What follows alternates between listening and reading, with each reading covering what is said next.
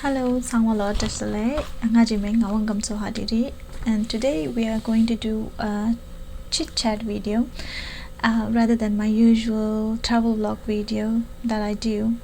And I wanted to talk about getting admission into a university in South Korea. And I cannot say much, or rather say nothing about other universities because I applied only at Yonsei University, and that's where I'm studying right now. So I can tell you about how to apply into Yonsei University.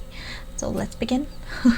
First of all, the first thing that you need to do is, of course, go into the university website, and I'm studying into Graduate School of International Studies, and they have a separate website for themselves. So if you want to do your masters here, then you have to go into that website.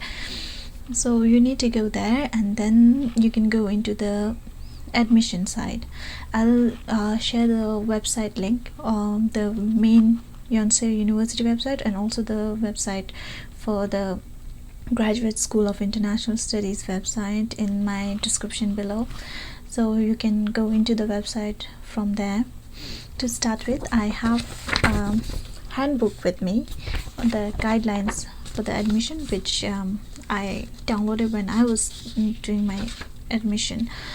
So according to the guideline, there are 3 ways to get into Yonsei University. One is if you are a Korean citizens and the Korean students, the normal way, and there's 2 ways for international students. One is like normal international students, and the other is Korean students who are citizens for some other countries but their parents are Korean or something like that. So they're also considered international students, but they have a different way of getting admission into Yonsei.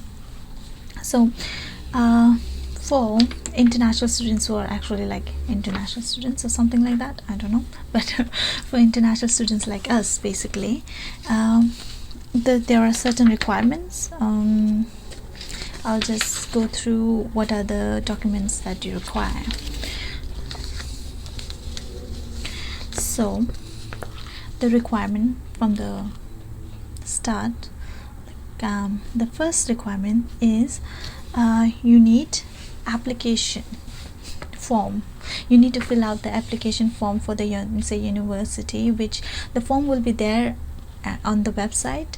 So you can fill the Yonsei University application form there. This is my admission form.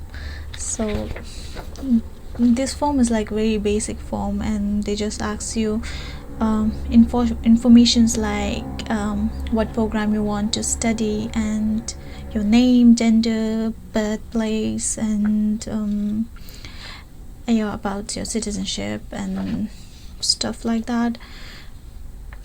And for Tibetans, IC holder, nganzo pepa IC rang nganzo password mengen jaga password mengen denzo nganzo admission chide sama changma process changma la Indian rang chine do na digore kajine konzo nganzo la gyaga mitse do urang chigore dela ani onchine kaga getigo mare gyaga do urang do dang do na digore ke changma normal do chin digore ani here they ask you about general questions, just like your address and stuff, and what you've studied before, and what are you doing currently. Are you studying or are you working somewhere? If you're working, then you need to give details of like where you are working, and and also you have to tell them about all your achievements, all the certificates you have gained so far, and whatever like you did in your life. So like extracurricular activities or military, etc., or community service or academic achievements or whatever, you have to write everything down. The more the better. So you can write all of that down, and after the application form, the second document you require is the personal statement and study plan. The personal statement, the study plan, the total kurang page sumre. So you have to write 3 pages of your study plan and personal study or personal study plan and personal statement. So you have to combine them and you have to write about like 3 pages for both of them. And the third thing you require is official bachelor's diploma or a graduation certificate. So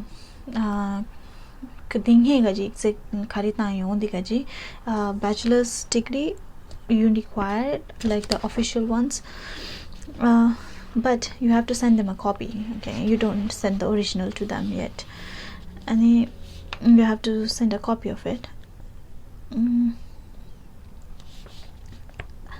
And you need also the fourth thing you need is your official bachelor's transcript bitangore konsola official transcript.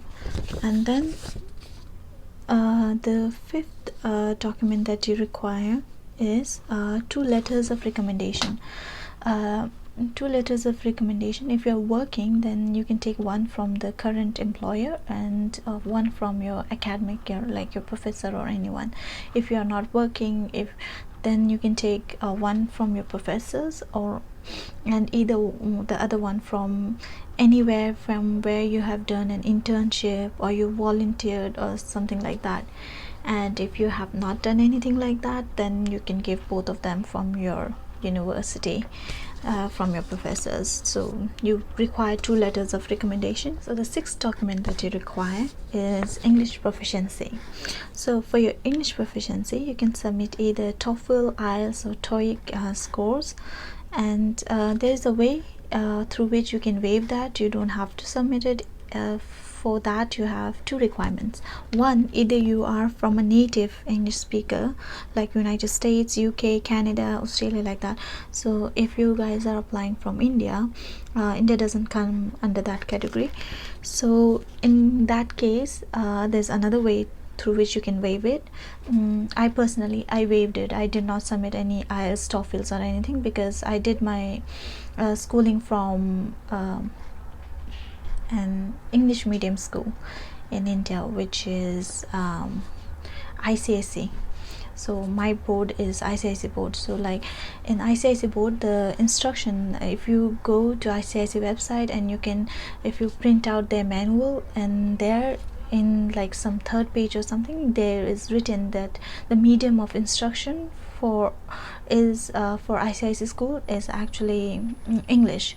So I submitted their whole pamphlet, like the whole the document from the ICSE. I downloaded it, I marked it where it is, and then I also sticked a small sticky note on the first page saying like, please refer to page number this, and then I highlighted where it is written the medium of instruction in my school was English.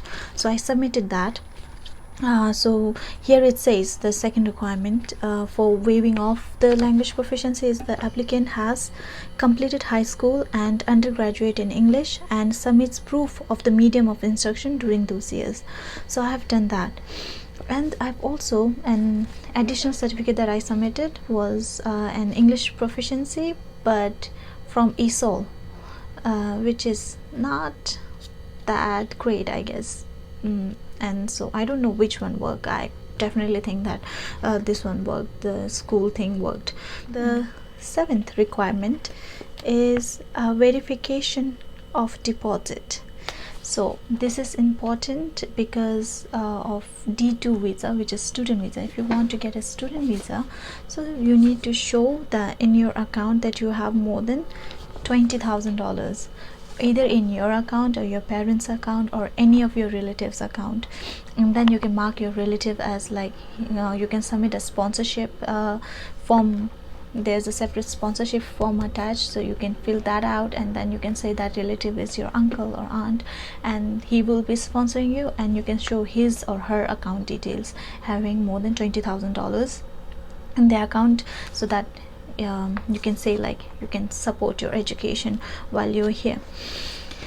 And so verification of deposit, you need an account statement like that, bank statement gore. And this 8th paper document that you required. A copy of applicant's passport. Passport. In case of Tibetan, you need a copy of IC, and copy of both of your parents' passport. In Tibetan's case, copy of your parents' IC as well. And you need proof of family relationship as well. Or generally in case of India, you can just submit a birth certificate. That's more than enough. And so there's a separate form which is like student release information form. These all the forms that are required, they are actually just there in the website. You just have to download them, fill them up, and submit it. And even the recommendation letters, they are actually in a form format.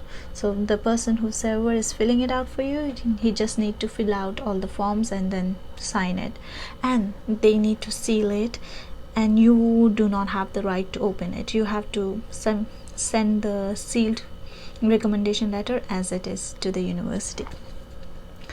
And then you have to submit, of course, 2 passport size copies, photos, two passport size photos, and you have to submit the fees, application fees. Submit chigure online chigure, online bank donate submit china you. So you have to do a bank transfer.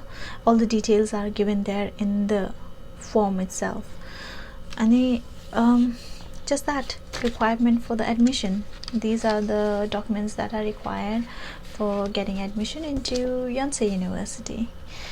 And once you get the admission, then we can do the part 2. You can I'll probably make a second part, like what you need to do after you get the admission. So till then, good luck. Hello. Hello.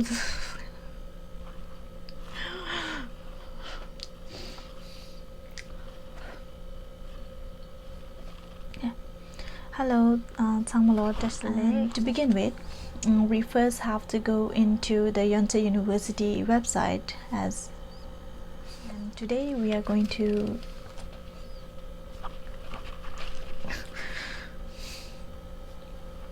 I'm doing this chit chat video rather than my usual travel vlogs that I do generally.